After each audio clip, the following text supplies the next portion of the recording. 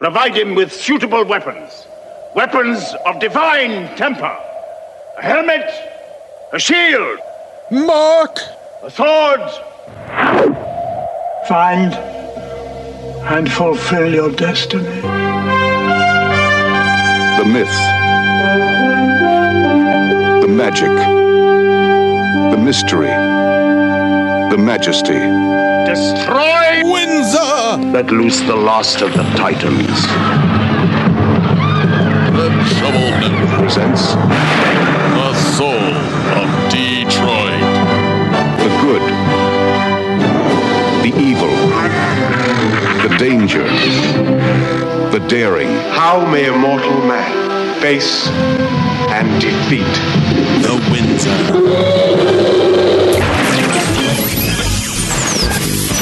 You asked interrogative questions out of my face. Gone. What are you doing?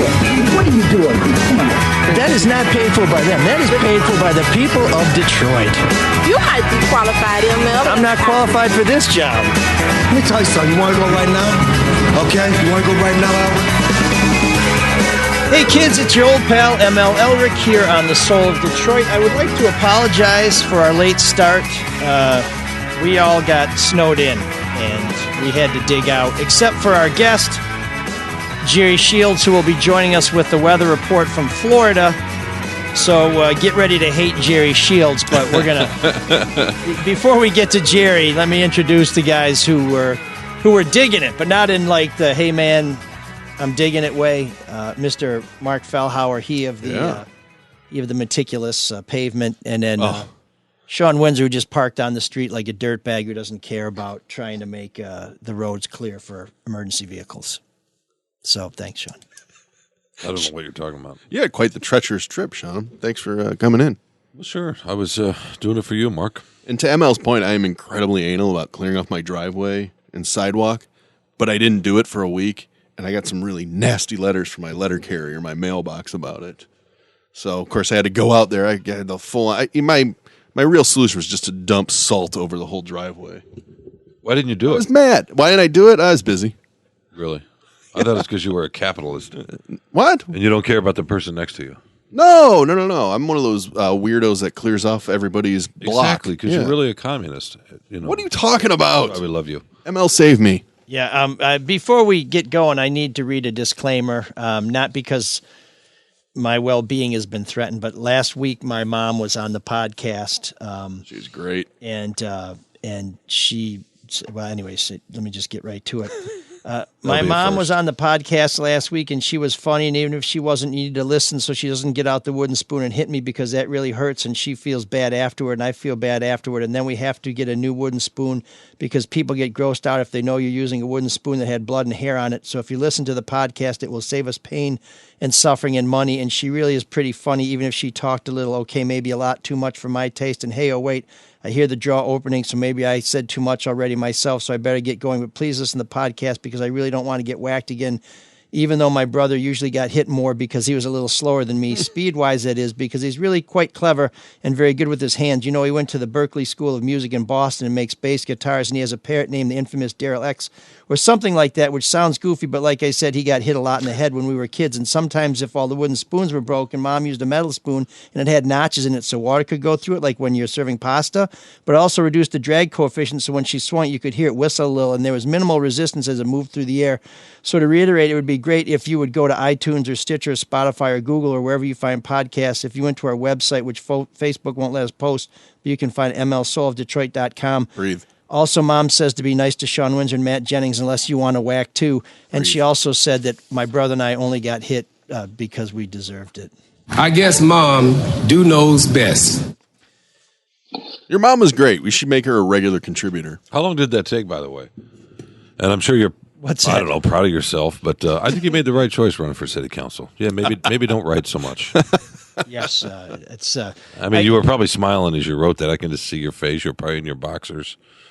Maybe a T-shirt that said ML Elwick on it, and maybe he has too much time on his hands. Yeah, exactly. Oh, this will be fun. I'm gonna read a stream of consciousness free association piece, and I'm gonna try to get to the point, but I'm really not. I'm channeling Sean Windsor, but yeah. So, anyways, He's rattled. I love that. He's rattled right off the bat. My mom would appreciate it if you. Your mom was great. She said she even likes Matt Jennings. She's a sweet, sweet lady. And the return of Matt today. What else is going on? Yeah. Wait a second. I didn't approve that. Not that I get a vote, but that's right. So, well, I should tell you, if you're looking for a new ride or you're trying to dig yours out, maybe you need service, maybe you need some repairs, or maybe it's just time for an oil change, Roy O'Brien Ford is the place to go. My mom, the wielder of the wooden spoon, got her red Ford Focus wagon there. I think you heard her raving about it last week. It's got 109,000 miles, and she is still a satisfied customer. And she's not alone, because Roy O'Brien has been taking care of customers for nearly 75 years. It may even be 75 years now, from the corner of 9 Mile and Mack. And if you don't want to go there, go to their website, royobrien.com. When you get there, that's ROYOBRIEN.com. Jesse will help you out. You can also check out Fast Track, which lets you choose your vehicle and options. You can pick your deal, whether you want to lease it, finance it, or cash, or get the value of your trade-in, apply for financing, and schedule delivery of your new ride. If you go in person, no worries there. They're wearing masks, they're making social distancing, they got the shields and everything, but you can still kick the tires on a sweet ride, either new or used. You've got quite a selection of used cars on the lot there at Roy O'Brien. So if you go there, check them out. Make sure that you tell them that ML sent you. And to learn more, you can visit royobrien.com or give them a call at 888-566-5851 and let them know that that you appreciate them supporting this podcast, because if they don't support this podcast, they ain't no podcast. So Roy O'Brien Ford. It's one of those days, too, where you think people are going to look at their car and go, I don't want a car anymore. I want something to get through all this snow. Oh, I think everybody's saying, does my car have heated seats? Will it start remotely? Do I need new tires? I got new tires just before the winter came, and they've got some good deals on tires, and you're going to need them out there today. By the way, unless you spent 4.5 years working in New Hampshire, drive slowly out there. Now, if you're sort of ice road trucker stud like me, do what you do. But everybody else, take it easy. Thanks Just be careful. for that public service announcement. Just a little something to get you through the day. We have a special guest. Jerry Shields is with us. He is the author of The Front Page, My Jagged Journey Recording American History from Reagan to Trump, and the host of the Retail Politics podcast. Let me tell you a little about Jerry before he really rubs it in with the weather report. He's originally from Philly, and he taught me a lot when I was an intern at the Allentown Morning Call. In fact, Jerry is from a neighborhood called Kensington, which is a neighborhood where everybody knows your name, usually because they've been yelling at you as they chase you home. So you're not going to see Norm and those other guys there, but you may see a guy named Butch and a guy named Patty and a dude with a pipe. You were his intern, though? No, I was an intern. Jerry was a staff member, but he was one of those dudes who always looks out for people. So that's good. When you're 6 foot tall with a mullet and an earring and you wear rollerblades to work and a bow tie, you need people to look out for you. And Jerry's one of those dudes. But he taught me a rule that I use to this day. I don't give homeless people money, but I give them food, because Jerry's one of these dudes who looks after people and figures, everybody's entitled to a certain level of decency and humanity. And one of the many lessons I learned, and if you get his book, let me tell you something, it's on Amazon. You will learn a lot about life and some funny stories and about journalism. And I read it, and it reminded me of what a fun business this could be, and how important it is that there's still people out there trying to get to the truth. So that's a big wind-up. Jerry, I guess it's hot down there. Well, it's getting colder. They're having a cold front, 65 tonight. 65. So, people are getting their sweaters on and things like that. I enjoyed your disclaimer there, Mike. My mother majored in driving and then reaching in the back seat and smacking you in the head. That was what she did. She was excellent at it. Never tore a rotator cuff? Never tore a rotator cuff. Damn, that's a formidable woman.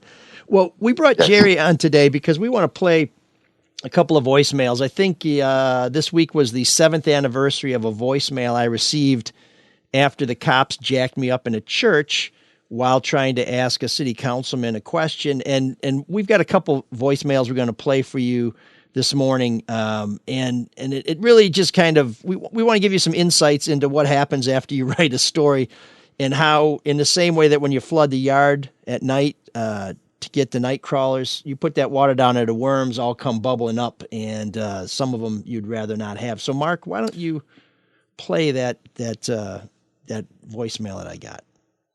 To listen, press 0. To delete. Got your ass kicked, huh? You're lucky I wasn't assigned to that detail, because you'd be somewhere in a coma or worse. You assaulted a police officer. You disobeyed a direct order of the police officer. You better cop a plea. Yeah. You better leave that officer alone. Yeah. You would clear the aggressor. Yeah. You think you're above the law. People don't like you. People don't like the news media. He's got one thing right. Yeah. And there's proof right there. Do you see the people out there in the street rallying behind you for what you did? You just made yourself a ton of more enemies everywhere. And they're all in uniform. And they all carry a gun. So, you better get up off your high horse. You're not all that. And a bag of chips is the dip. You're the dip. You are a dip. We've seen how you tried to cover. Oh, they got a lot of nice, good officers there covering your ass. You're not going to comprehend this. I hope you play it on air, because cop a plea. You'd never win a jury trial. Because I'd vote against you. You'd be going to jail. Now, you have a nice life now. You better straighten your act out real soon. Didn't. Have a nice life. Bye-bye. Yeah.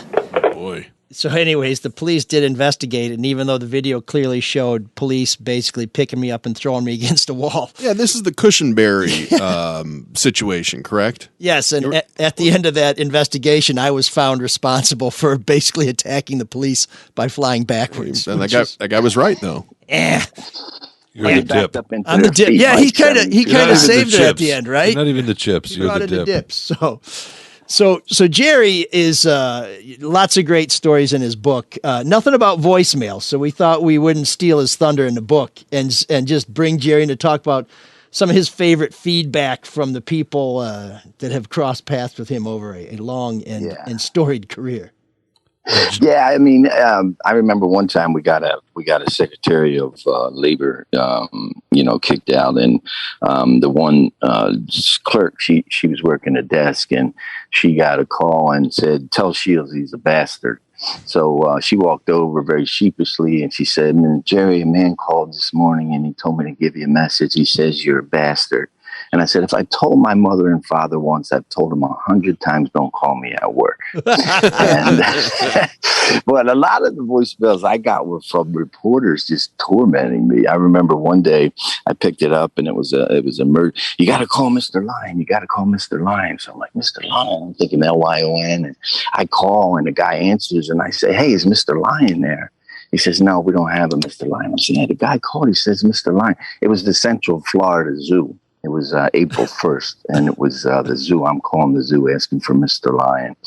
And the other one was a woman called me. I was doing the police beat, and she called in. She said, I just killed my parents, and I want my name in your paper. And she hung up, gave me the number. I'm like, oh, man, what do I do? Do I call the cops, or do I do the right thing, bring her in, interview her, and then call the cops?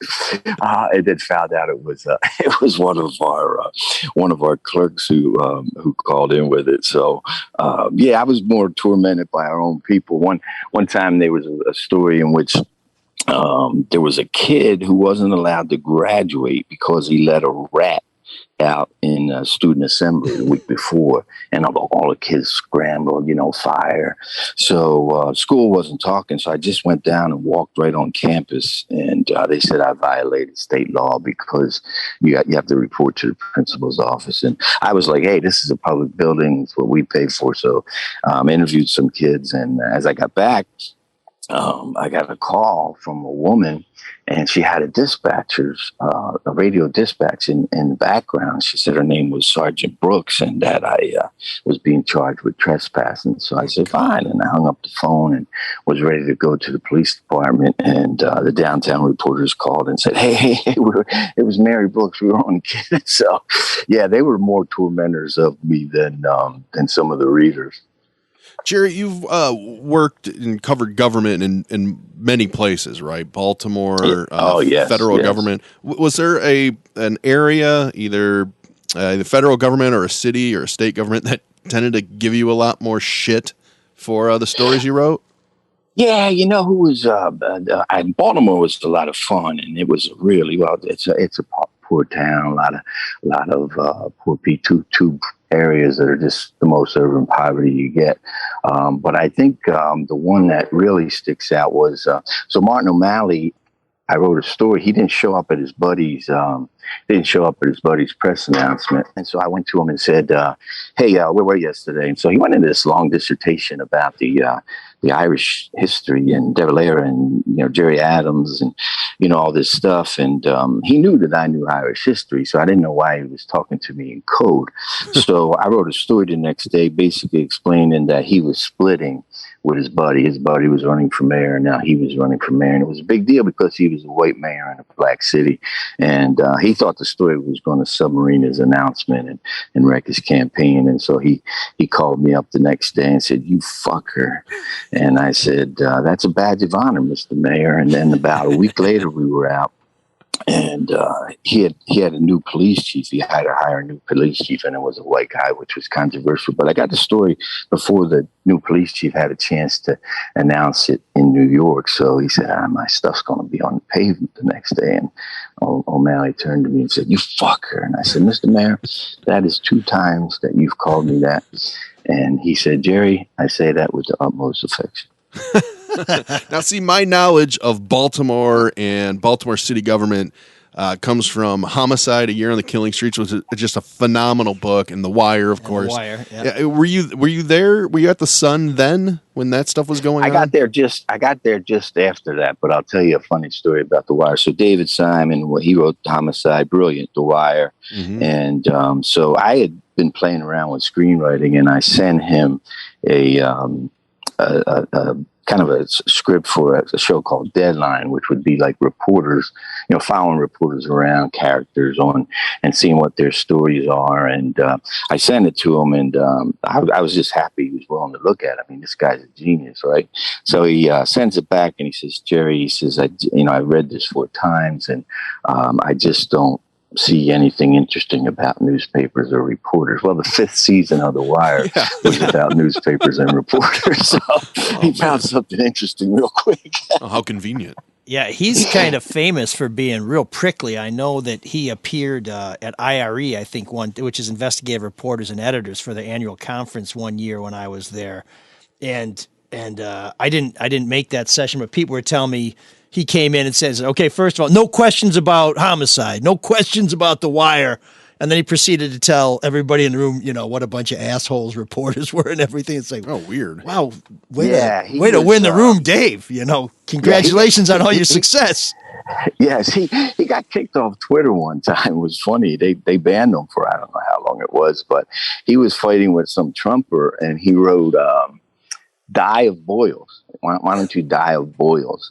And Twitter just, cut him right away. Well, then he was trying to Twitter through his wife and all that thing. So he was an interesting guy. I mean, brilliant. I mean, The Wire was exactly right on. Homicide was right on.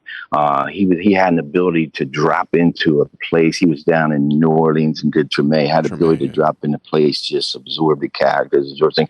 But he was a very angry guy, and I didn't understand it because here's a guy with all the money, all the fame, and he just couldn't find that peace that you think all that would bring, Yeah, no, it's a shame because I know when I think about all the experiences I've had, I've always, when someone's showing me some kindness, I always try and show it to somebody later because it's you want to the whole pay it forward thing's a little corny for me, but I mean you just want to. It's the golden rule, right? And so Jerry was always great to anybody who needed help. And so when you reach out to somebody else and they're kind of like, yeah, I don't really have time for you, man. I just can't process that. I mean, I'll go out of my way to help somebody just because I'm like, thank God somebody's not calling me up to say, exactly, get the hell out, right. or, the rent's due and the deputy's on the porch. I mean, it just doesn't make any sense. Exactly. Yes. But hey, that's the way it goes. So in terms of interacting with the public, you're a guy who goes out there, you go see people where they live. You're not afraid to knock on a door. Any moments you remember where you kind of said, "Whew, that didn't go the way I thought it was going to go," or I wish I'd played that a little differently. Yeah, I remember one time there was this great. It was down here in Florida. There was a fortune teller, and she stole like $10,000 from an old couple. So they said, go to her house. And so, she's a scumbag. I don't have no respect. And I knock on her door, and she opens the door, and she says, "What can I do for you?" And I said, "You don't know? I mean, what kind of fortune teller are you? You don't know what I'm here for, But sure, she took that well. Yeah, there were times when you had to go nose to nose. Sometimes there was a guy who was an engineer down in Jersey. Jersey was so corrupt at the time, but I mean everywhere is, I guess. And his name was Colangelo. And this one woman was covering the sewer authority. It was basically a crap plant, and she was just digging into them front page every day, and she wanted a document, she wanted some records, and she held up and she gave him a check and it bounced. So this guy was a junkyard dog. He had one eye that was a different color, a bug eye, and he stood up at the meeting and waved the check and said, hey, look at this, So she came back in tears, and my boss, he kind of pulls a Don Corleone and brings me in the office. "I want you to go cover this commission, and I don't care how long it's going to take. I want you to document any penny they ever spent." So Mike remembers this story because I basically set up an office in their office and had to bring me all the documents. So this guy Colangelo, this junkyard dog guy, he finds out. And, the first time I met him, I asked him if he would sit down with me and tell me, kind of what he does. And he said, "You'll never get it right." So I went to this meeting, and he was fuming that I was looking at all these records, because he was doing engineering projects and messing them up on purpose so they could give him another engineering project. It was millions of dollars. And he started running at me, and he's like, "I'm going to, you keep this up and I'm going to sue you, and I'm going to," and I said, "Mr. Colangelo, you remember last time when we met and I asked you, I wanted to sit down with you and ask you what you did?" And he said, "Yes." And I said, "You remember what you told me?" And he said, "Yes." And I said, "What was that?" He said, "You'll never get it right." And I said, "Well, Mr. Colangelo, you know what I'm doing now? I'm getting it right." And he just jumped at me, and all his guys held him back, and I just laughed. I just looked over my shoulder and laughed at him. So that was probably the most tense. We had a big guy in Baltimore too, George Baylod. He was gigantic. We called him the boss. And again, contracts and the campaign contributors and the whole bit. But with a guy like the boss and some of these guys, you just had to go nose to nose. It was like an umpire and a manager fighting over a call. You just had to go nose to nose and stand with them sometimes. And they were bullies. They weren't used to getting punched back. So once you punched them back, that was the end of that. Do you think that we still have a lot of that wherewithal in the reporting ranks now? There's so many people who start out who I'll get contacted by student reporters who will say, "Hey, I sent you some questions. Can you, type your responses and send them to me?" I'm like, "So wait a minute. So now I'm interviewing myself and taking notes? I mean, this isn't journalism. What's going on with that?" That is interesting because, I think that, when back in the day, we had more people on staff. So I always thought that the best stories were out on the street. Get out of your desk. And if you're in the newsroom, you're not doing your job. I mean, you got to be out there. So I worked a little bit for the prisons after I got out of the business. And I used to get those all the time. They would lay out the questions. I would have 2 hours to put my answers together. I just, shape them and form them. It was just lazy. And if a person called me, there was 10 times better chance that I was going to screw up. up. And this one kid called me one day, and you'll probably know this whole situation. So the immigration, Trump comes in, he's putting down on immigration. So we had a policy that we would not hold people in the jail if they were released, immigrants who were not documented. And it was just a constitutional question. It was a legal question. So one day, Governor Hogan's out on the trail talking tough, and he said, I'll release them, and I'll hold them for immigration. So the reporter called me up, and without me knowing what Hogan said, I gave her the policy, no, we don't release them. And so on the front page of the Post or the Sun, it said, Governor Hogan said this, but Jerry Shields said this. And I was like, oh, man, I'm contradicting the governor on the front page of the Baltimore Sun. But he was cool. He understood that it was all, kind of politics. Yeah, no, I see Larry Hogan all the time now on the Sunday evening shows, and he looks like he's trying to bring the Republican Party back to where it was a little while ago. So that's a guy, someday you might be able to say you contradicted the President of the United States on the front page of the Baltimore Sun and live to tell. Well, my wife, Teresa Baldus, is a reporter at the Free Press, and she and Gina Kaufman just finished a story talking about some of the, I guess what we'll say, overexcited Americans who went to Washington on January 6th to witness the certification of Joe Biden as our next president. Maybe that's the nicest way I can possibly put it. And they documented all these folks from Michigan who went down there and were involved in one way or another. And since they got back are now like, oh, I wasn't really that. I really, I didn't really do what people said I did.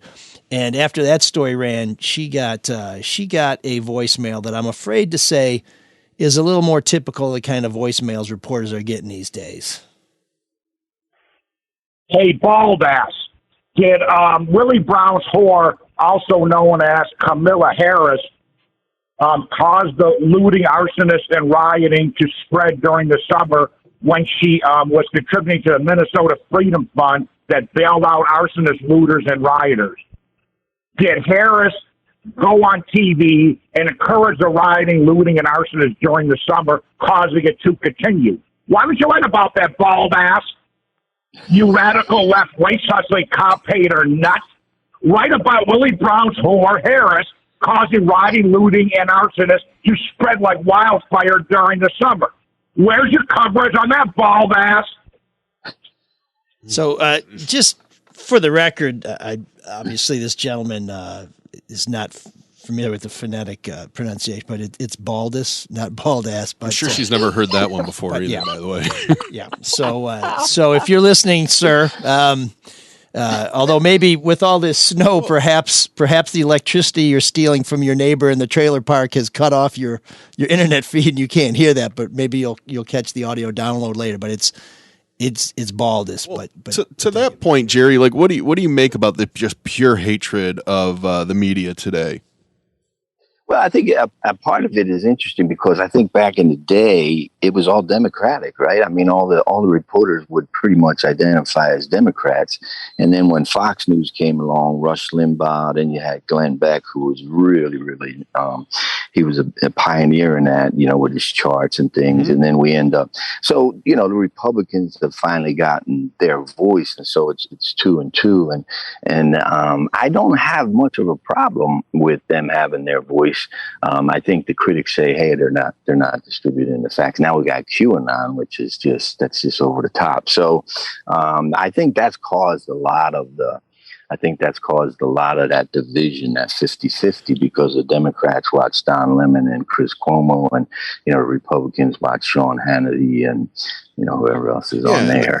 And they're really feeding their viewers and their readers almost what they want to see. I guess the one that I'm most surprised at, and you work for the New York Post, but how the New York Times, and there seems to be a little issue there with even the reporters admitting like we feel like we can't express an opinion. Are you surprised to see the New York Times become what it's become? The paper of record. Yeah, I am very surprised. I was actually watching CNN just around the election, and I think they had the Washington Times, Washington Reporter, and I couldn't believe the views she was delivering. Of course, they were anti-Trump, and that's okay, but she's got to cover them every day, and she really shouldn't be on there doing that. I've always had a difficulty with reporters being on there and expressing their views. I mean, they're smart; they can analyze it. Anytime like I went on C-SPAN, it was mostly us questioning a guest, a senator or something like that. So that has evolved. And I think, if you look at a CNN, they're just doing what Fox is doing, except for the liberal, tune in to Rachel Maddow on a night and listen to her. And they're doing the same thing. And that's kind of the shame of it. Everybody likes to go back to the days of Walter Cronkite and just delivering it straight. I watch the PBS NewsHour at 7. That's what I watch. And I just think they have better guests in the terms of they'll go to universities, they'll go to the United Nations. We've got, with CNN, you've got a round table and, 4 of them look like models, and on PBS, you don't have that. And I think they just give it to you more straight. I watched Chris Cuomo one night and I just said, why is this guy shouting at me what I should believe? He's just screaming at me, I think you brought up a really good point about the reporters going on those shows, because my issue's always been the lines are so blurred between journalists and pundits, because they're both, you have columnists and reporters in the paper, and then on CNN you have the Cuomos, but there are actual reporters there. So do you think that is kind of blurring the lines when you see like a Maggie Haberman give her opinion on something? And that's true. It probably was. It was probably Maggie Haberman who was on there and who I had some trouble with. I had Jim Steele. Jim Steele and John Bartlett were 2 investigative reporters at the Philadelphia Inquirer. They won 2 Pulitzers, and they are considered among journalists as the greatest investigative team in history, even though Woodward and Bernstein are considered, the most famous. And Jim Steele used to tell me, he said, Jerry, we don't write he said, she said stories. We're not stenographers. You're going to take a position. But he said, the one thing you must do is give the other side. And that's what I think is not happening a lot here. I don't, they used to say, you work as hard to get the other side as you did to get your premise, and almost like a court case, right? You got the prosecution, you got the defense. So, you present the evidence, which is documents, interviews, the interviews of the witnesses, but you have to do it on both sides. And I think if you do that, people think you're fair to them, and they'll talk to you again. Yeah, no. Whenever you mention Bartlett and Steele, when I left the Free Press, I think the first time, they wanted to split my partner Jim Schaefer and I up, and the editor, who was himself a Pulitzer Prize winner, great journalist, told us, he's like, we're not looking to create another Bartlett and Steele. And I remember thinking, well, first of all, I don't think we're that caliber, but second of all, boy, if you could create another Bartlett and Steele, why wouldn't you? I mean, isn't that going to go on your gravestone? I mean, come on, that's what you want. But yeah, those guys were terrific reporters. Yeah, they were amazing. They won the second Pulitzer. They went through the tax bill. I think it was 82, 83, and they found these little segments that said, tax break to a guy who lives on Monroe Road in, Podunk, Texas. And, so they got all these, they fished them all out, wrote a big story. Someone asked them, they said, where did you get that story? You must have had a pretty big source. And they said, no, we saw it in the 4th paragraph of a New York Times story. We saw a mention of it and we just pulled that string, and that's how it happened. So they were really, they were cool guys. Yeah, they're very smart, and that was back when there was a lot more earmarking, where you'd see people, pile. We all hear about piling stuff onto bills, where it's like, we want to build, we want to pay everybody $15 an hour, but to get the guy from Wyoming in there, you've got to build a water park for otters in Cheyenne, right. And then the guy in Massachusetts needs to have the the Mill Museum, and the guy in Michigan. I don't know. The guy in Michigan always gets the shaft, but that's the way it works. But Jim and I, when we were doing the Kilpatrick stories, where's the bell? We used to get these. This guy would call us all the time. His name was Frisch, and he clearly was from somewhere in the Europe, Eastern Europe, and he'd call me and say. He'd always start like, "This is Frisch," and then he'd talk about the story, what he thought. He's like, "Okay, goodbye," and it was kind of a regular thing. And there was another guy who used to call us all the time. He was an odd guy. He would call up, and if you wrote about somebody, he'd say, "Can you tell me what their date of birth was?" And he'd call reporters all the time, and reporters after a while would say, "Yeah, I think this is the guy's date of birth. This is how old he was," and I'd mix it up and they say, well, why should I give you that? What are you doing here? Why do you want him? He would do charts based on people's date of birth. And I don't know what the charts said or what his purpose was, but he would always end every conversation by saying, are you drinking enough water? You need to make sure you drink enough water. And used to have these guys who would just kind of find you almost like Mr. Positive or Car Wash Joe, who call the radio shows all the time. And they were just so weird, but those are the best, though, man. I was telling the story yesterday how when you worked the police beat, like 2 in the morning, and you may remember this, you get calls from bars, and there'd be guys having bets, and they'd go, "Can you tell me what year Babe Ruth entered the major leagues?" And you'd have to look it up and settle the bet. But now with Google, they can do it themselves, But there was almost every night there was one. Yeah. Oh, the sports desk, they get it the worst. Because I remember calling one time myself and said, hey, who played goal? It was Glenn Hanlon. I was like, oh, okay, that's who it was for the Red Wings. But I do remember the police beat one night in Allentown where I was you used to make the rounds on Friday nights. I'd come in late and work until, whatever it was, 2, 3 in the morning. Yep. And I was coming back and I heard something over the scanner that somebody had hijacked a garbage truck, and it was right around the corner from the paper. So I went running out there, and I see all the lights where they got the garbage truck, and it turns out somebody just went up to the garbage man as he was making his rounds, probably dumping all the commercial dumpsters, and put a gun on him and said, "Get out, I'm taking a truck." It turned out the gun was a lighter. It was one of those pistol-shaped lighters. So somebody hijacked the garbage truck. I was like, what the hell?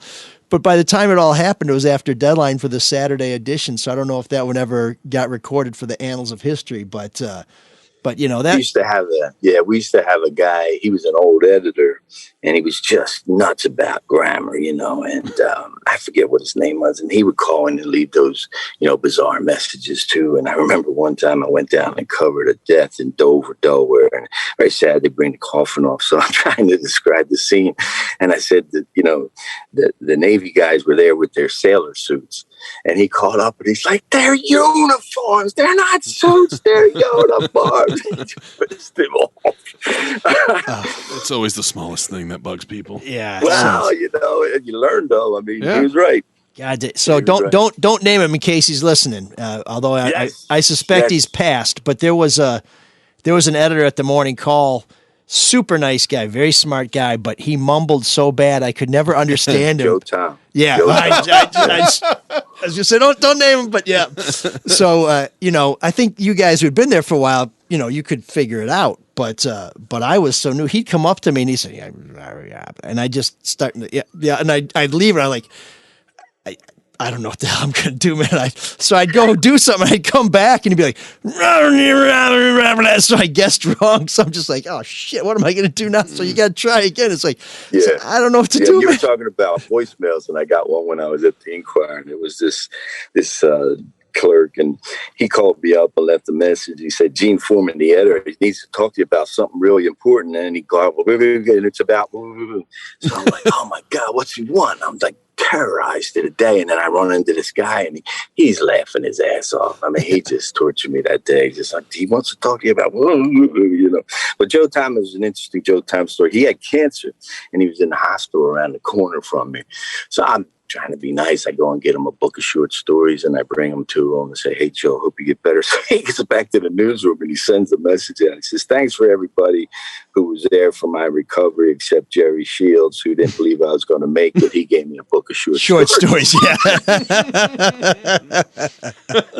Oh man, well, that's a lot of characters in a newsroom, and if you wanna read, all these guys messing with you. Maybe that's why you're always so nice to us, because you're trying to reverse all the bad karma that people are dropping. But if you want to read more of Jerry's stories, and I highly recommend them.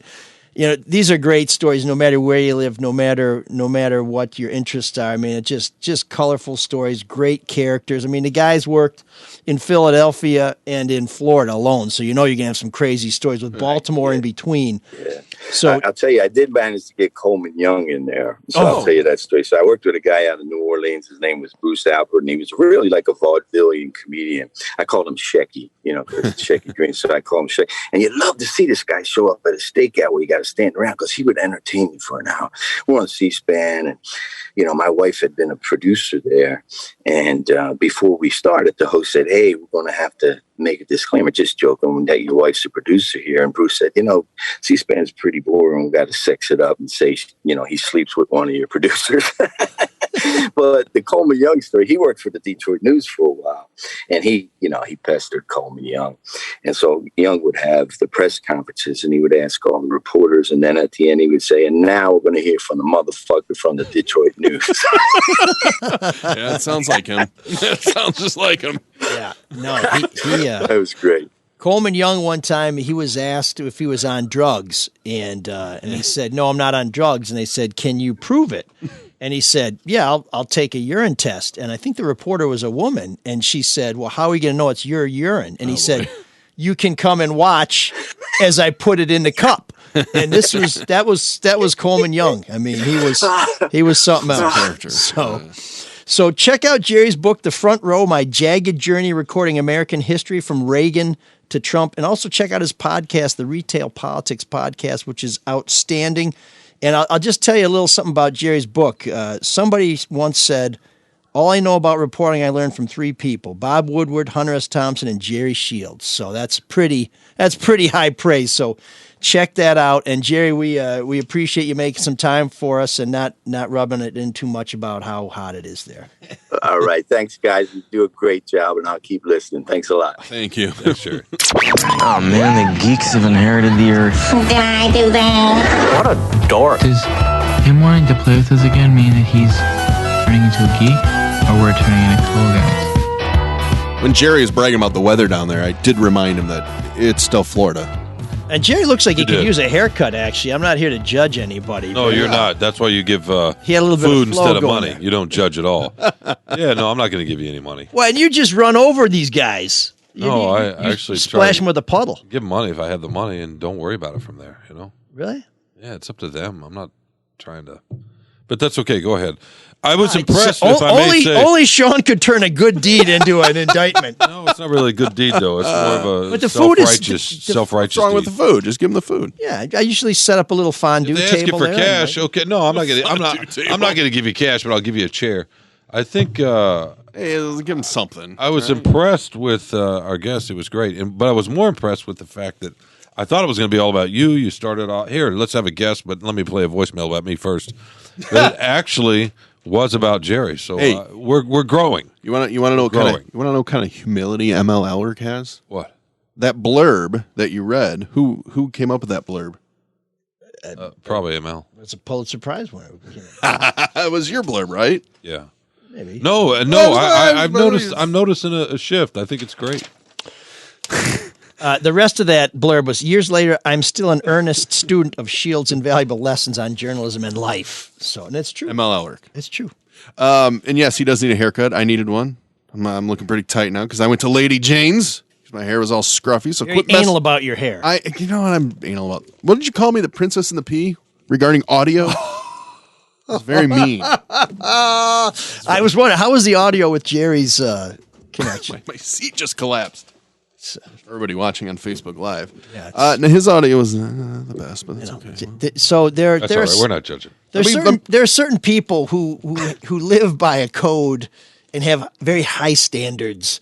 And to me, I'm like, if I can hear you better than I could hear Joe Tom, then you're okay. But Mark's like, the audio's got to be pristine. So I said to him, I said, you're sort of like the Princess of the Pea, where, you have all these mattresses and all you feel is the pee like 30 mattresses down. And I'm the guy who's just like, thanks for all the mattresses. If you're going to do something, do it right. Don't cut corners. That's fine. Do it right, just like Lady Jane's does it. Oh, Get nice. to the nearest Lady Jane's near you. Go on the website, ladyjanes.com. You'll find it. Get a great haircut, a hot lather neck shave, hot towel treatment. It's all a safe, clean environment. They were double masked yesterday when I was there.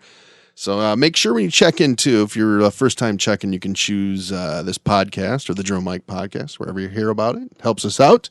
So, yeah, click us in the login. Lady Jane's Haircuts for Men. It is wicked awesome. Who is your geek? Wait a second. Did they shave your beard for you? No. They would. You can do that. But you did it yourself. Yeah, or did somebody else do it? Is it very meticulous? Yeah, it looks snazzy. Lady Jane's. Sexy, if I might say. Whoa. All right. Like the way it tickles, huh? The stylists at Lady Jane's It scratches a little bit, but in a good way. They will wear double masks, but they Setting are himself not up. double baggers. These are very Wait, what's he saying over there? stylish stylists. Talking to himself. I know. It was lovely. They're lovely ladies at Lady Jane's. Okay, That's all I'm saying. Yeah, Now, go ahead. Before we get to the Geek of the Week, I since we're doing some old journalism stories, I know I'm going to tell Sean this one because he's going to love this. But we used to do these things in Chicago where I worked, and we did these things called Southtowners, where you would profile people in the area we covered was the South Side of Chicago, the South Suburbs. We were the Daily Southtown. So I wrote a story about this barber. It was this woman who cut hair on the South Side. She was Irish, so she was an immigrant, and so she kind of had a little bit of a lilt, and she was a bit of a character. But her deal was when you would sit down, most places you sit down, they say, how'd you like your haircut? She would just cut it. She'd just see you and say, you know what? I think this would look good. Yeah, that's what happens to me now with my She would person. cut your hair the way she thought it should be cut, which I'm just waiting for Sean to attack this poor young entrepreneur. Why would I do that? Well, because you don't like capitalism? Yeah, you don't She like had people ide- making decisions for you. No, she had ideas though, right? I mean, Wait, so when I say something should be somewhere, I get attacked. But she had ideas. This Mick who just buzzes people, she's okay. She has expertise. You are saying somebody asks you for cash. Maybe they just want to take the pain off and they want to go get a fucking drink. Yeah. You're like, no. I don't want you to, do any of that. You're going to go eat tofu or whatever it is. A nice balanced meal for exactly. You're going to get you're going to get a balanced meal. Maybe a California. I don't care. Yeah. And then I'm going to feel good about myself because I didn't contribute to you trying to escape this painful, brutal world. Whatever. She, on the other hand, this awesome Southtowner, has expertise to offer you, so let her offer the expertise. Sean, let me ask him this. As far as I can tell, you have none. When you provide the homeless people with the meals and not cash, do you also provide them with a Kwame Sutra book? Oh, that's a good point. I do have to say I'm being a little bit of a hypocrite because last week I was coming out of a Thai joint and the guy asked me for cash, and I don't carry cash anymore. A lot of people don't, obviously, and I said, I'm sorry. I walked to my car. It was cold. I put the food in the bag in the car, and I turned around and said, hey, man, are you hungry? And he said, yeah. And I said, let's go back in and get something to eat. And he said, actually, can you get me a gift card? What? Yeah, he said, can you give me a gift card? And I thought for a second, you know what? Did he just eat? Well, he said he wanted to get it later. He said, how about like $11.39 or whatever? He was very specific about this gift card. Literally, beggars cannot be choosers. Let me tell you how that works. You get him the gift card for $11.39. He's selling it. I show up a minute later. It's like, hey, I got this gift card for $11.39. I'll give it to you for $10. Yeah. So he's an entrepreneur. So I thought to myself, all right, so whatever. He maybe didn't want to eat. He's just going to take the gift card and sell it and get some cash. So I went back in and got a gift card for $20. Wow, I can't believe that's just a lot more work. It was 50 feet. It wasn't that big a deal, and it was cold. And somebody and he had a limp. Maybe it was a fake limp. I don't care. Whatever it takes. If you're out there at night and you're doing that, oh, I agree. Unless you're 22 years old and trying to be cool or thinking whatever, because there's some of that, right? Panhandling. You want the life experience, like squatting and shooting up heroin in the Cass Corridor in the 80s. Where are you going? With really this? from Troy and wanted to be cool. In any case. Talking about? I'm getting El Ricky. I hope my mom's not listening. Just help people is what you're saying. Getting El Ricky in here. No. I of course he was going to sell it, or maybe not. But I didn't care. I just if you want to go to that trouble here, have at it. So there you go. Did you at least ask him to subscribe to the podcast? No, but I said, I'm sorry, I'm out of Kuma. Have you given What's the sutra book? For what it's worth, the difference between $11.39 and $20 would have covered the cost of a Kwame Sutra. But. Yeah, I did tell him I was sorry out of Kwame Sutra books. And he said, oh, man. They need something to read, too. Wow. Well, folks, thanks for listening to the Red Shovel Network. Of course, we've got the Drew and Mike Show, Charlie Duff's No BS News Hour. And, I'm sorry we stepped on your precious Cyrus, get a cash card. Geek of the Week. You know what some of those homeless people should do is probably get like a strategy for long-term investing. Oh. They could call, well, they don't have a phone. Well, if they had a phone, they can call Luke Nowacki at Pinnacle Wealth, 248-663-4748. He can give them rational financial advice.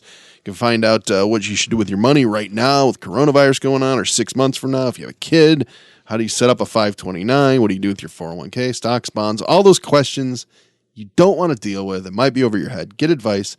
Get a strategy. Call Luke Nowacki at Pinnacle Wealth, 248-663-4748. Securities Investment Advisory Services offered through Royal Alliance Associates Incorporated, member FINRA SIPC. Royal Alliance Associates Incorporated, separately owned, and other entities and or marketing names, products, and services referenced here are independent of Royal Alliance Associates, Inc. That was awesome. You should have read what Mike wrote earlier in the show. And not only will Luke turn that $11.39 into $20, he'll make it all about you, sweetheart. I know, but I just read it. So I know. I think that's awesome. Hey, just real Where quick. were we? Before you get to your Geek of the Week and whatever you're going to do. Sorry. I just have a quick confession. And let me ask you this, Mike, because this is your podcast and it's all about you. When you give somebody money on the street or food or whatever, why are you doing that? Is it because you want to help them strictly, or is it also Cleaning you want out to your help cabinet. them and you want to improve your own karma, or just it's about you too? Is it about both, or what is it for you? It's part of a long-term plan to derail the podcast. Mm-hmm. I'm sorry we can't get to your judgy Geek of the Week here, but no, answer the fucking question. Judgy.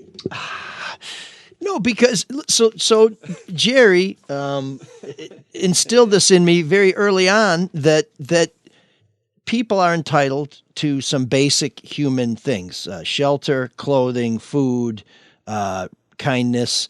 And if they want money to get buzzed up or whatever, well, they can go get that themselves. But I'm willing to support somebody, but I'm not willing to support somebody's habit. Whereas you're sitting here saying, well, it looks like you're freezing your ass off here on the corner. Let me get you all tuned up so you freeze to death in an alley. I'm just like, no, here's a little food so you can burn some calories to stay warm, to either turn your life around or come back tomorrow and I'll get you another. So you're trying to save him. So you're a missionary. I see. Okay. I'm not trying to save anybody. I'm not interested curious. in any missionary positions. I'm just trying to help. Whose has calories? No, but I just thought that was interesting. It was the beginning of the thing, and Jerry was a great guest, and that's fine that we can talk about The Wire and all that. I'd like them to have a little food in their stomach before they buy all that booze with the money you gave them. What if they just want to go get a little weed? Yeah. Well, then they'll eat whatever food ML gives them. But see, I'm not judging them that they must be addicts. I'm just saying, here's some food. Sean's sounds like, like well, I hope this guy can get some Thank weed you, or Mark. drink some Thank stuff you, or Mark. get some heroin. Or No, I'm not. No, I'm not. It's not like I live one in way some or the other. I just lawless territory like Ann Arbor where everybody parking on the street, blocking the I'm a EMS. closet libertarian.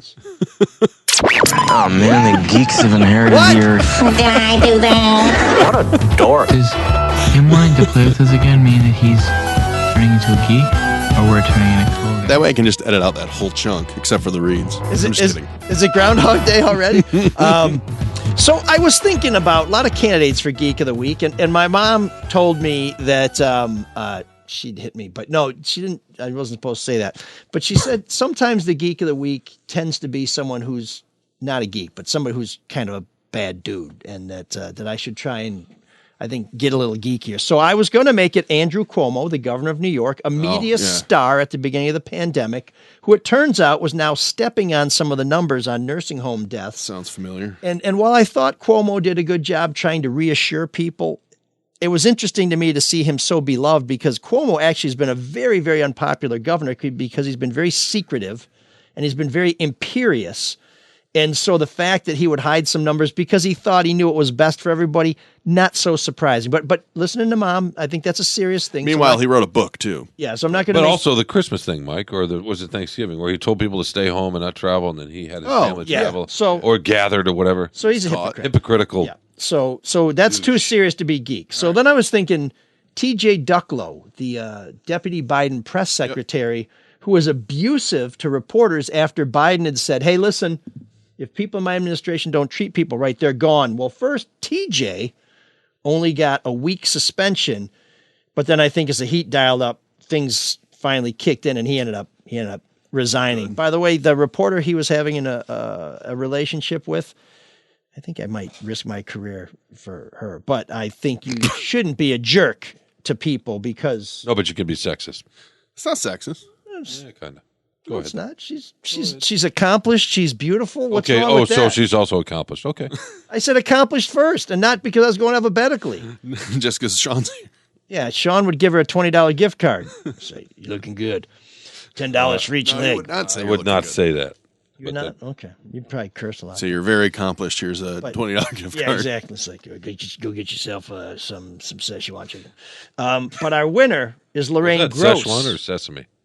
Whichever you like. Again, I'm not trying to tell people what to do. With the gift card, you get whatever you want. So just go in there and make yourself. You can. I'm big on self-determination. No, I thought you were actually making the food, and then passing it out, which would be nice. No, the fondue's already prepared. I warm it up. I heat the little sterno. Are you dipping the wick in yourself too, so to speak?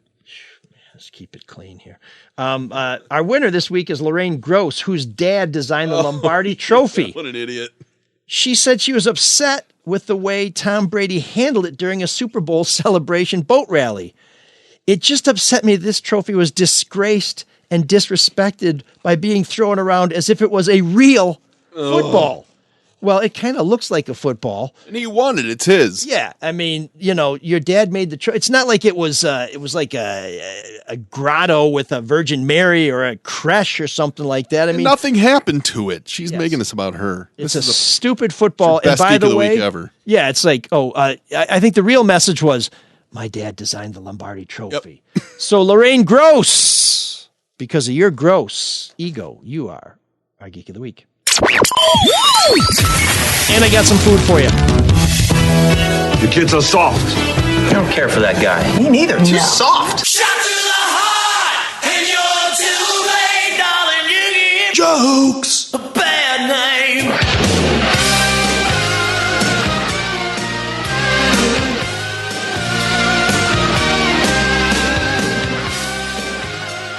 Hello.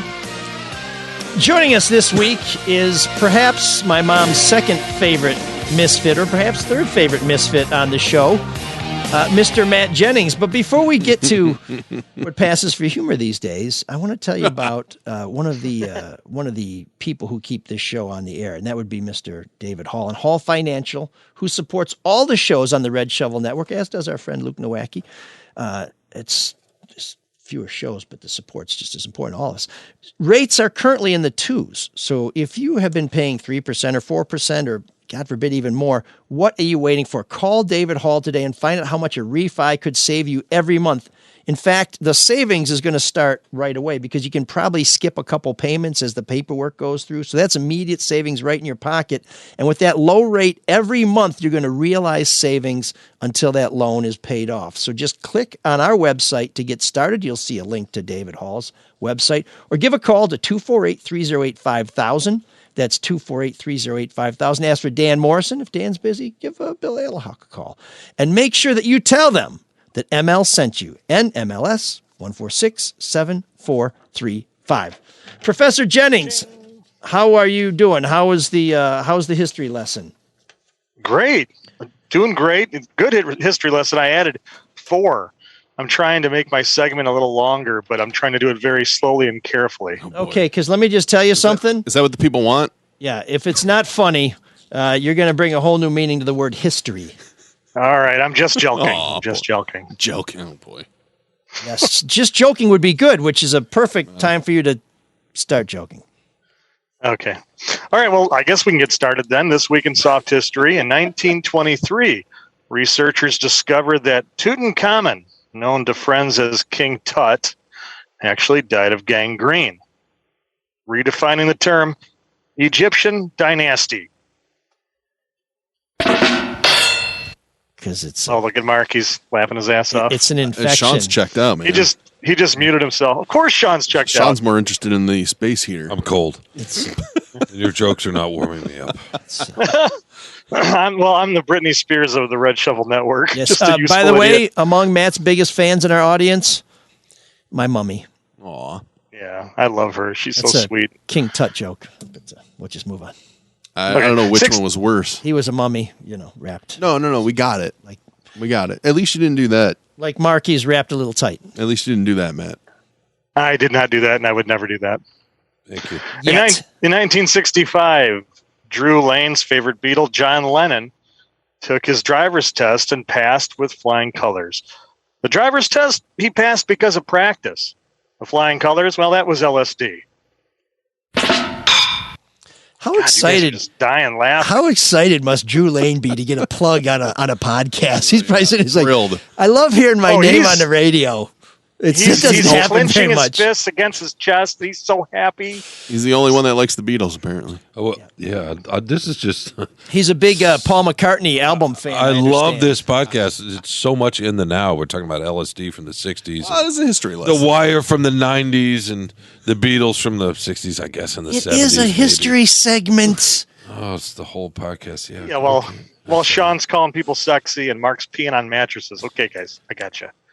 Wait, when did Mark pee on a mattress? I didn't No, call. there's a pee under the mattress. I don't remember anything about that. I didn't call people sexy. I said Mark was sexy. What kind of children's stories were you brought up on? Oh, come on, fire away. Okay, in they 2014. were called golden books. That was the funniest one. But not because of that. All right. Yeah, why not? We all know the secret. In 2014, Jimmy Fallon officially becomes host of The Tonight Show. Ugh. Which can only mean one thing. Carrot Top wasn't available. I will say you're funny. You're funnier than he is, so you got that going for you. Thank God. But are your At least I don't laugh thank you under notes as nice as Jimmy Fallon's? When he No, writes not at all. yourself Okay. I've never really. Is that it? That's all you have? Well, I got one more. It's the most important one of all. Sorry. Here we Sorry, go. I asked, Sean. It's the last one. That's okay, Mark. In 2020, Jeff Bezos, the owner of Amazon, he pledged $10 billion to curb climate change in 10 years, rather than just shutting down Amazon and curbing climate change in 2 days. That's a good one. Yeah. That's I didn't that's laugh. poignant. Yeah. Listen to you. Yeah, Look at you.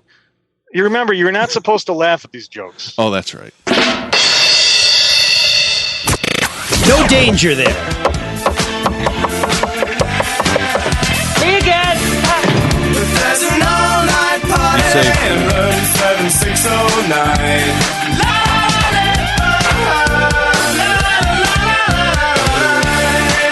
And you can dance together all night if you've got the time.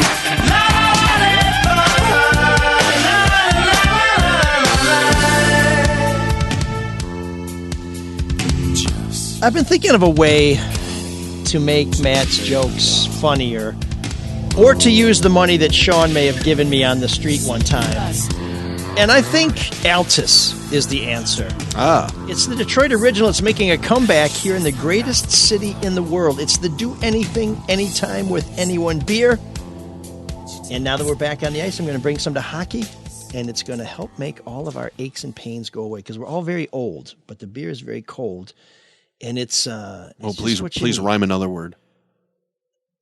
I was about to, but you just kind of... Sorry for being so bold. You ruined the moment. A lot of things that started here in Detroit went away, but Altus is back. It's a lager that packs a punch and is seriously smooth and delicious. So go pick some up today. Go to altus.beer. Big news on where Altus is going to be available soon. But before we get to that, get some today. Don't wait. Go to altus.beer to find out where it's available. And if you go to one of these fine establishments that recently reopened, you can probably get some on tap. But check it out. I promise the beer is insanely good, and you will be thanking me for saying thank you, my friend, for telling me where I could get myself a nice, cold Altus. That's altus.beer. As you can see, it's all over the map, just like this broadcast. And just like this week's guest in room 7609, Risk with Disconnected Lines. stepped on. Why do you still turn away? Can you tell me? Is there something I must say? You always knew the truth. Now you feel the weight. Another sad excuse that always comes too late. Now is it love or is it fear that we're feeling? Now is it love or is it fear I'm receiving? Disconnected lines, I feel the flame go stronger. Can't hide it any longer.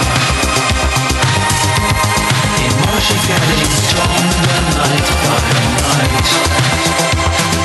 Disconnected lines, and life seems too short.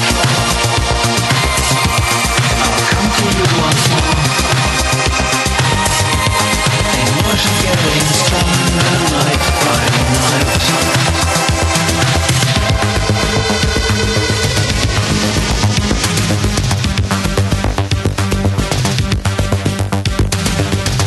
Take or leave me. Don't deceive me. You took me by surprise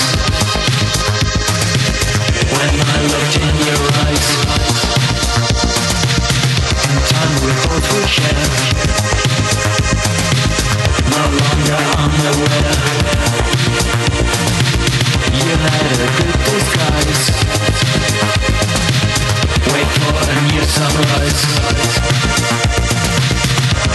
Now is it love or is it fear that we're feeling? Now is it love or is it fear I'm receiving? Disconnected lines, I feel the flame grow stronger. Can't hide it any longer. Emotions getting stronger night by night.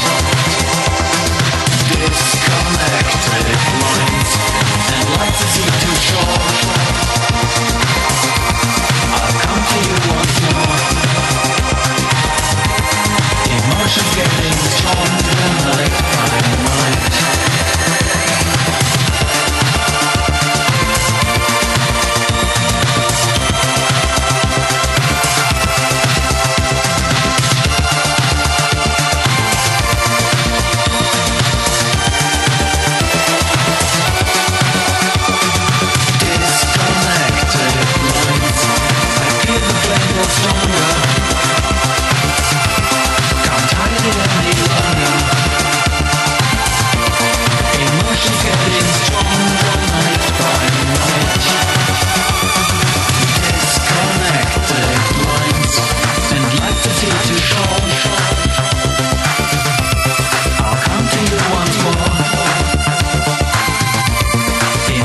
Getting stronger night by night.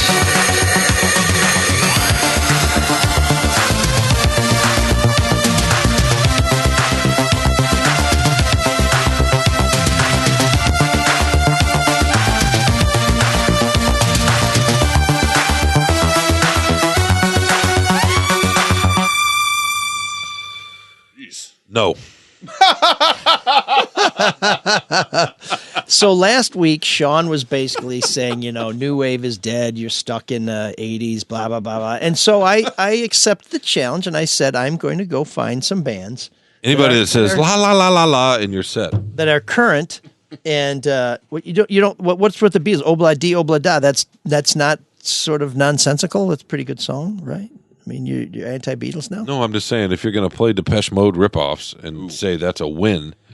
Well, so I thought I would stick it up Sean's very, very la la la by finding a new wave act that is creating new wave music in the 2000s, in the 2010s, in fact. And so is that one of them? So that's Risk with Disconnected Lines. And the reason why I picked Risk to start this challenge is because Sean has this notion that new wave music is created by some lonely guy with a keyboard. And so I picked Risk. I don't. Who is, in fact, a lonely guy with a keyboard. But I like new wave. But that's a new band? Yes. So this guy, Risk or whatever his real name is, started making music. Depeche Mode was already taken. It was a total ripoff. He had some synths and stuff, and then he sold it. And then he didn't really do anything for a while. Then he decided, you know what? I'm going to start making music again.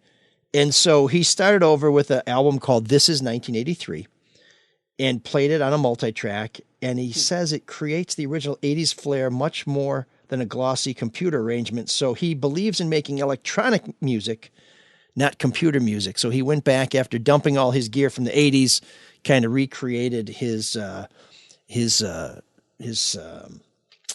milieu, his instrument, his muse, whatever you want to call it, and started playing music. So that's new wave music.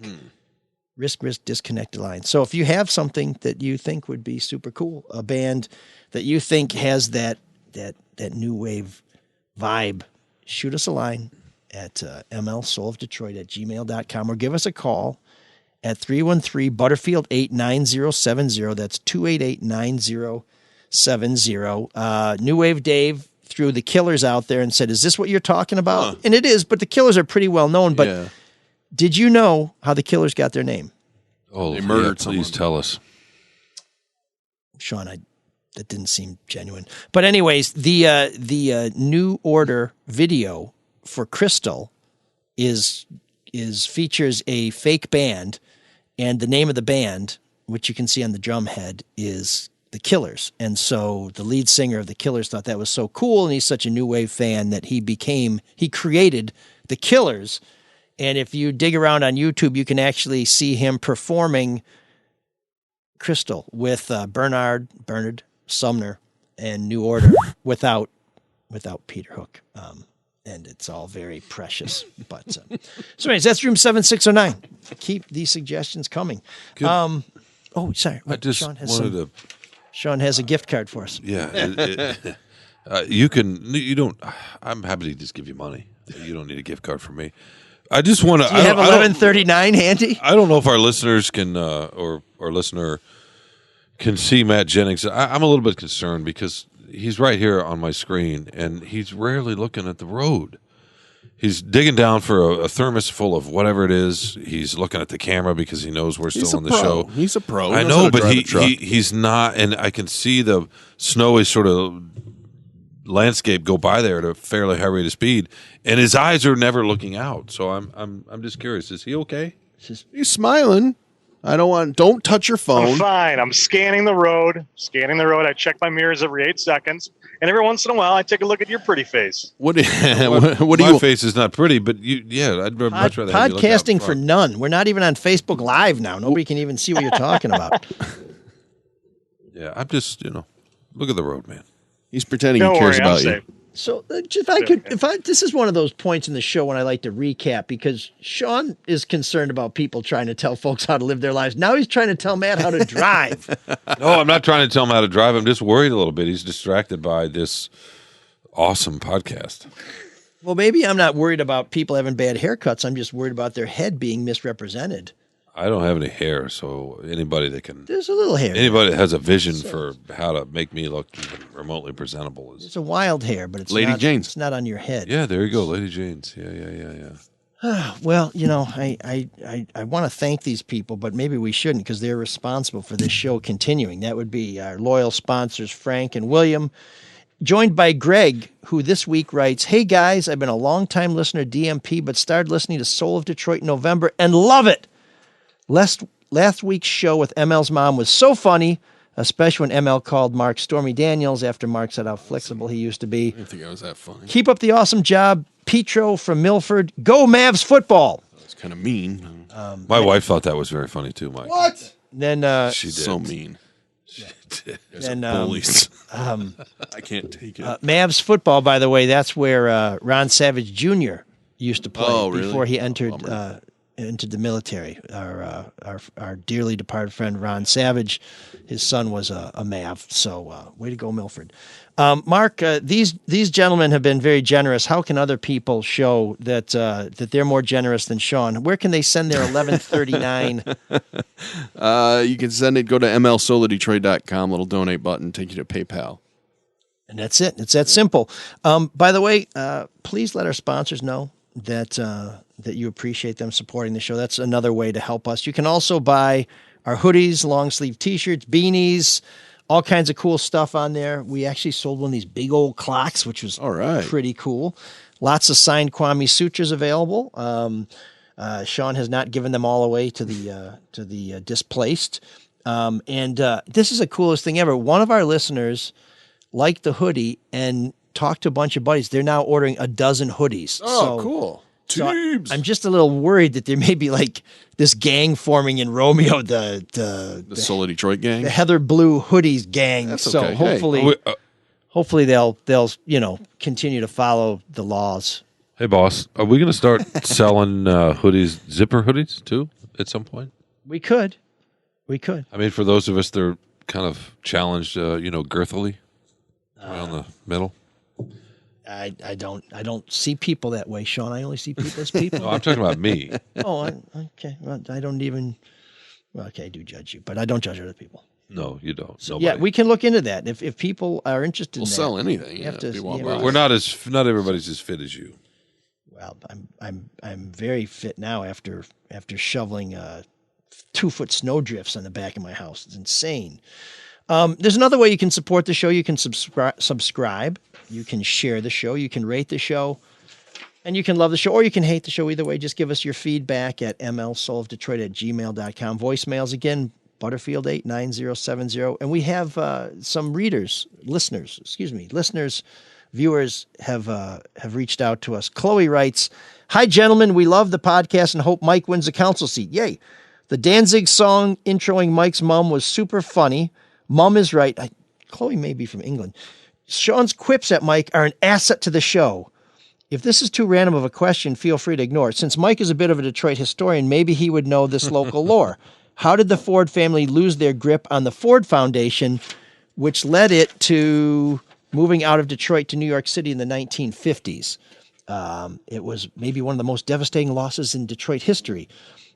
I think there was some sort of family something or other there. I could probably dig a little deeper, but what I'm here to tell you is some good news, that when Mike Cox was the Attorney General, he basically threatened the Ford Foundation to say, you are supposed to be for the benefit of people in Detroit and Michigan, yet you give very little of your money to people in Detroit and Michigan, and threatened to sue them.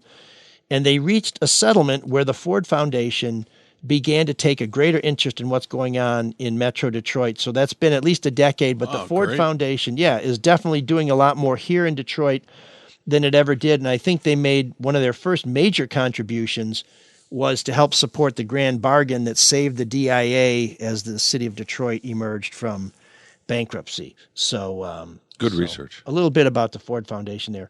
Pat says, "Hey, ML, I know exactly who you're talking about." He's referring to my beef about the YouTube ad that haunts me. "I feel like I see that stupid ad at every turn. I gripe to my friends about it all the time. He must be selling a lot of those turmeric suppositories to buy all that ad." I did not realize they were suppositories. "I enjoyed the segment with your mom. She reminded me of my own mother. Sean, as part of the silent majority, I'd like to let you know that I enjoy your work and your contributions to the podcast." Thank you. Amanda observes, as ML goes door-to-door campaigning, any frequent ideas or complaints heard that have sort of surprised him? Oh, that's a great question. Have you knocked on Sam Riddle's door yet? I've not knocked on Sam Riddle's door, but he did put up a very supportive tweet, so that was kind of nice. Oh, cool. And Amanda also asked, thoughts on the Board of Trustees just grossly overpaying the new MSU police chief with a whopping $299,000 per year contract. Yeah, that does seem... What did the previous chief get? A little more than half of that. Why did they pay this guy so much? Well, the university claims that his position is greater than director of public safety. He's now a vice president at the university. And also, I think they're looking to diversify, and this gentleman is going to help them with that. And also, there was some weird comment about he has international credentials, which I don't even know what that means, but that's a lot of money to pay a campus police chief. And, yeah, it is. And typically, or at least I shouldn't say typically, when I was at Michigan State, I believe the police chief had a PhD. So you're now paying the police chief at Michigan State more than you're paying the police chief in Detroit, who I have to say has a tougher job. Yeah. So wow. That's very odd. Both Amanda and Chloe, by the way, are wondering if Matt Ishbia, Michigan's newest billionaire, may buy the Pistons from Tom Gores, Michigan's expatriate billionaire. And apparently, I don't know if this is true, maybe Sean knows this, Chloe says that Tom Gores' brother just did Ishbia's IPO for United Wholesale. He did. Well, he did. Mm-hmm. Ishbia obviously is a Hoops fan, played as a walk-on at Michigan State, and has got a lot of dough to burn. Sean, any thoughts on this? I don't know that Gores wants to sell it. I mean, I think he likes the Pistons too. He's just not the kind of owner. He's not like Mark Cuban sitting at home games all the time and visible, or Steve Ballmer, the Clippers owner, or whatever. But I don't know that Gores wants to sell it. Is he the kind of guy that if a number was right, he would think about selling it? If someone said, "Hey, maybe," I mean, a lot of these guys or gals buy these teams because they're toys, right? They don't necessarily see them as investments. I mean, who knows? Maybe you're right. Maybe the profit would be so great that you would do it. But most of those folks don't need the profit. They want the fun, the prestige, and the fun. Yeah. That's it. Okay. Well, we will keep an eye on that. I assure you that Sean will leave no stone unturned. Oh yeah, that's me. As he gets to. As he gets to the bottom of that, why are you ripping on yourself now? Yeah, when don't I? When he's not busy feeding addicts the poison that will ultimately lead to their demise, he'll be digging into that story. I guarantee you. No. So, Sean, what else are you working on? I'm not assuming people are addicts, but that's what I'm working on. Well, you're the one who said if I were to give them money, they could go buy a drink or some heroin or some weed. I didn't say anything about heroin. I said I was talking about heroin that's a reporting trick to get you to admit to the other two things. In a different sense. Jerry taught me that. No, yeah, right. I was just saying, hey, if somebody wants the cash, and I don't know, it takes some courage to ask, or some desperation, or both, and you have a little bit, why not? Anyway, what were you asking? Desperate courage. That's a good wants to know what you're writing about next. Yeah, what's coming up? What do we have? Maybe more Piston stuff. Look, Michigan basketball. It's the one team out of the 8 that we care about. The 8 major teams. I don't want to offend offend them. FC Detroit or whatever, the soccer club that Mike. You own that team, right? That whatever won't offend them at all. Yeah, no. No, Michigan basketball is it's the one light, right, Mark? Yeah, they've been a fun team to watch. The Pistons are sort of sneaky fun a little bit. They're not really winning, but the way they compete and play, and the wings are garbage. I think they're winning some hearts. But I think I'm actually going to go to Columbus this weekend for the Michigan-Ohio State basketball game because they didn't have the football game, and I don't know. We're trying to mix it up, find a little something different. But it could be a huge game. Arguably the 2 best teams in the Big Ten. Our listeners don't care about any of this, though, so I'm not really doing anything. Who's going to score? I'm sitting here admiring you, Mike. Who's going to score more against Michigan? Ohio State's basketball team or their football team? Good question. Football team. Damn. Yeah, good question. It's going to be a lonely drive back to Ann Arbor. Before we leave, I want to share these words of wisdom from Betty Zwolak of Berkeley. She wrote to the Free Press, "Wait till next year is a statement I've repeated year after year, as I'm sure many other Lions fans have. But come on, I'm sure that each player is great individually. I just can't figure out what happens when they come together. I know the Lions are restructuring, and here's what I propose. Hire me to play. Oh, okay. I am a 79-year-old woman who can't run very long, is scared of being tackled, and don't really understand this sport that I love so much. So I may be perfect for your roster.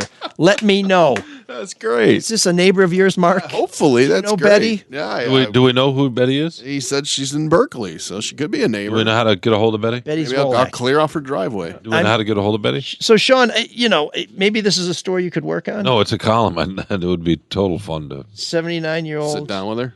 to or no, have a phone conversation with her. We're in a pandemic, Mark. Oh, okay. So, okay. Well, so anyways, Betty. I mean, you're the pandemic expert here. What, me? Yeah. Why do you say that? I don't know. You're the ones with all the gels. You've kept us safe. You've kept us distanced.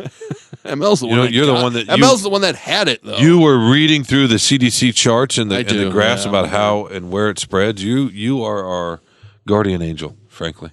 You're so kind. It's quite a. And not only that, you set a foot heater, not a foot heater, excuse me. Space heater. You set a space heater at my feet and then rubbed my feet. I know. Because they were a little chilly because I suffer from a little, disorder with the feet that way. To make sure the guests are comfortable. Is it time for a so Sean's I'm a foot guest now? update? I'm a guest now. Yeah. How are your feet, Sean? I thought I was Are they better?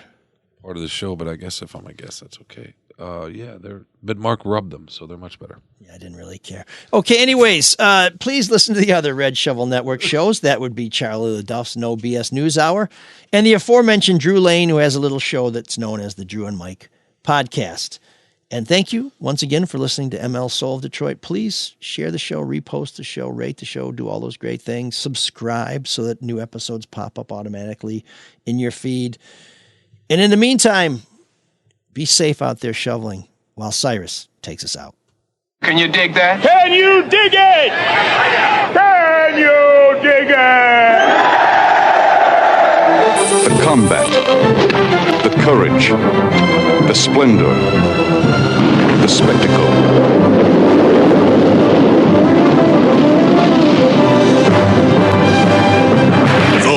Of Detroit, starring ML Elric as Perseus, Sean Windsor as Andromeda, Burgess Meredith, Maggie Smith, and Mark Fellhauer as Zeus.